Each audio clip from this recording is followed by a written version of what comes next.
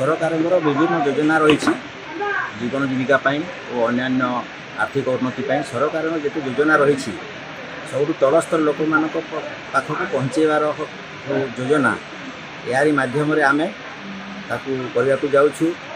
ଆମର ପ୍ରତ୍ୟେକ ଗାଁ ଗହଳିରୁ ଯେଉଁ WSG ମା ମାନେ ଅନ୍ୟ ଚାଷୀ ଭାଇମାନେ ଛେଳି ଚାଷୀ କୁକୁଡ଼ା ଚାଷୀ ଗାଈ ଚାଷୀ ସେ ଆସିଛନ୍ତି ଆମର ଯାହା ଯାହା ଯୋଜନା ଅଛି କେମିତି ତାଙ୍କ ପାଖରେ ପହଞ୍ଚି ପାରିବ ଓ ତାଙ୍କ ମାଧ୍ୟମରେ ଗାଁର ଅନ୍ୟମାନଙ୍କୁ ମଧ୍ୟ ପହଞ୍ଚି ପାରିବ ଏ ମେଳାର ଲକ୍ଷ୍ୟ। ଚାଷୀମାନେ ଉନ୍ନତି ହୁଅନ୍ତୁ ସେଇଟା ମୋର ଇଚ୍ଛା।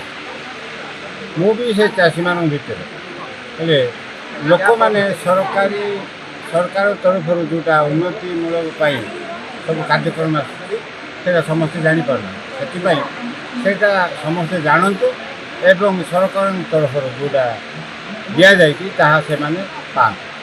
ବର୍ତ୍ତମାନ ଜରାଜୀର୍ଣ୍ଣ ଅବସ୍ଥାରେ ଅଛି ଆଉ ସେଇଟା ଜିଲ୍ଲା ପରିଷଦରେ ନିଶ୍ଚିତ ଭାବରେ ପକାଇବୁ, ଆଲୋଚନା କରିବୁ ଏବଂ କିପରି ଅର୍ଥ ଆସିଲେ ସବୁ ଠିକ୍ ଠାକ୍ ହେବ। ଘର ଦ୍ୱାର ନାହିଁ, ଯେଉଁଟା ବାଉଣ୍ଡ୍ରି ଭାଙ୍ଗି ଯାଇଛି ଆଉ ଯେଉଁଟା ଘର ଅଛି ତା'ର ଇଟା ଫିଟା ମଧ୍ୟ